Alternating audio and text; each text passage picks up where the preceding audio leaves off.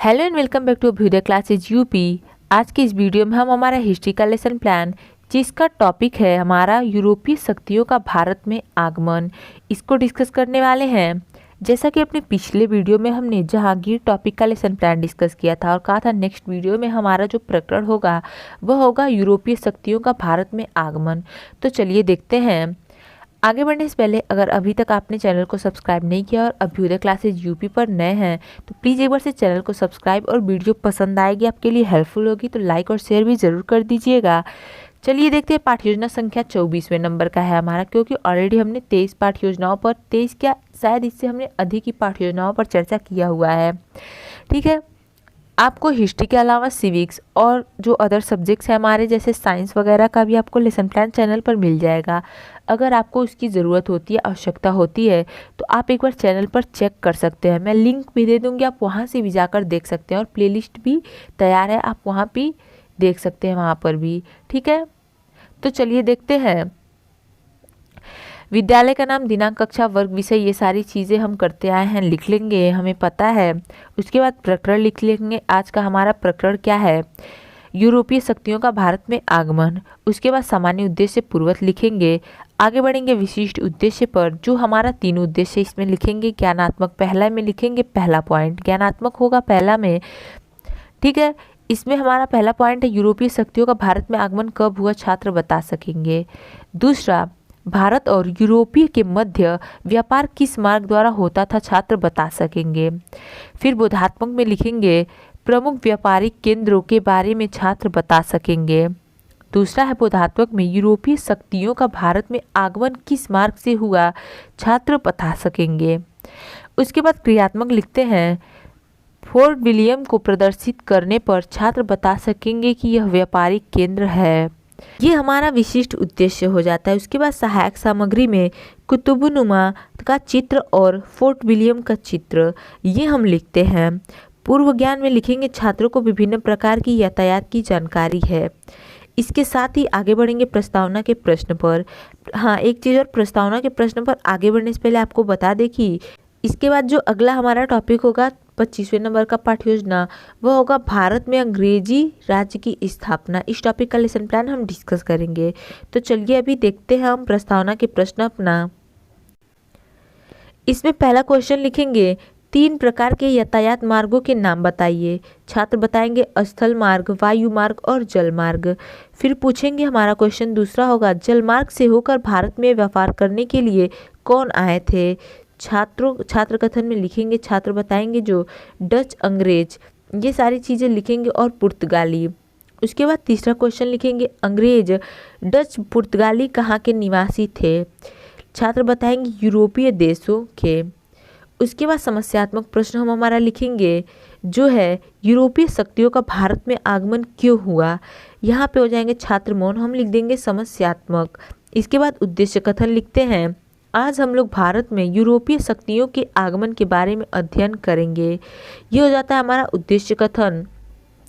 प्रस्तुतिकरण पर आगे बढ़ते हैं हम। प्रस्तुतिकरण, इसमें हम पुनः क्रम संख्या, शिक्षण बिंदु आदि ये सारे कार्य करने के बाद पहला हमारा शिक्षण बिंदु लिखते हैं व्यापारिक मार्ग।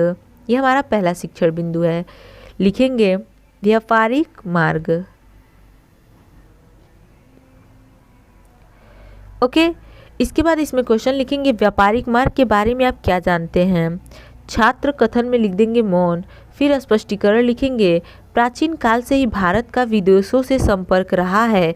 16वीं शताब्दी में भारत में व्यापार करने पुर्तगाली, डच, फ्रांसीसी और ब्रिटिश का आगमन हुआ। भारत और इन यूरोपीय देशों के मध्य जल व्यापार और थल द्वारा होता था। इन मार्गों का संख्या 3 है। भारत की वस्तुओं के वितरण के लिए वेनिस और जिनेवा प्रमुख व्यापारिक केंद्र थे। 15वीं शताब्दी में कुस्तुनुमिया पर तुर्कों ने अपना अधिकार कर लिया। अब तुर्कों ने यूरोप के मध्य सभी संचार माध्यमों को बंद कर दिया। कुस्तुनुतुनिया नगर व्यापार का मुख्य द्वार था, अतः व्यापार के लिए यूरोपियों को कुस्तुनुतुनिया नगर पर पार करना ही पड़ता था। ये हो जाएगा हमारा पहला शिक्षण बिंदु का स्पष्टीकरण, यहाँ पे कंप्लीट। इसे आप साथ में लिखते हुए चलेंगे। उसके बाद हम अपना दूसरा शिक्षण बिंदु देखते हैं जो है समुद्री मार्ग की खोज। ये हमारा दूसरा शिक्षण बिंदु है, समुद्री मार्ग की खोज। इसमें पहला क्वेश्चन लिखेंगे, व्यापार के लिए मुख्य द्वार कहाँ था? छात्र बताएंगे कुस्तुनतुनिया था। उसके बाद दूसरा क्वेश्चन करेंगे, समुद्री मार्ग के खोज के विषय में आप क्या जानते हैं? छात्र कथन में मौन लिख देंगे। आगे स्पष्टीकरण देंगे हमारा व्याख्या। इसमें लिखेंगे, अब यूरोपीय वासियों ने व्यापार के लिए नए समुद्री मार्गों का खोज करना प्रारंभ कर दिया। इन जगहों की खोज मात्र संभावनाओं के आधार पर थी, इसलिए कुछ नाविकों ने यूरोप के उभरते राज्यों के महत्व की, राजाओं व रानियों को धन, धर्म और ध्वज के सपने दिखाए।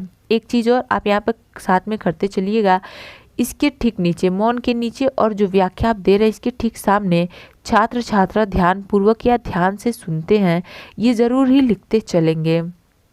ओके, और साथ में श्यामपट्ट कार्य भी ज़रूर ही करते चलेंगे। आप देख सकते हैं यहाँ पर हुआ है, आप टीचिंग के दौरान जो भी चीज़ें छात्रों को ब्लैक बोर्ड पर लिखवाते हैं, समझाते हैं, बताते हैं, वही सारी चीज़ों के लिए ये हम श्यामपट्ट कार्य वाला बॉक्स बनाते हैं और इसमें लिखते हैं हम।